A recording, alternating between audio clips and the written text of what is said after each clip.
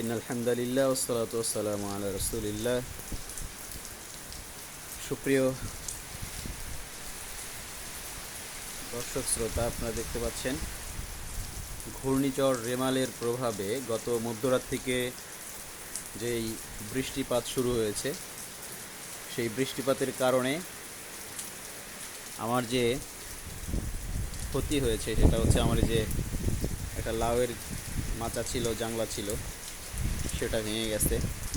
এই যে আম গাছ ভেঙে পড়ছে, পেঁপে গাছ ভেঙে গেছে। এছাড়াও আম গাছ, পেঁপে গাছ, আমার একটা শখের লিচু গাছ ছিল, সেটারও কয়েকটা ডাল ভেঙে গেছে। এই বেগুন গাছ দেখেন, বেগুন গাছ পড়ে আছে। এভাবে ক্ষতি হয়েছে। তারপরে এই যে আমার একটা গেট ছিল, গেটটা খুলে গেছিলো, বৃষ্টির মধ্যে আমি গেটটা ঠিক করলাম। দেখুন,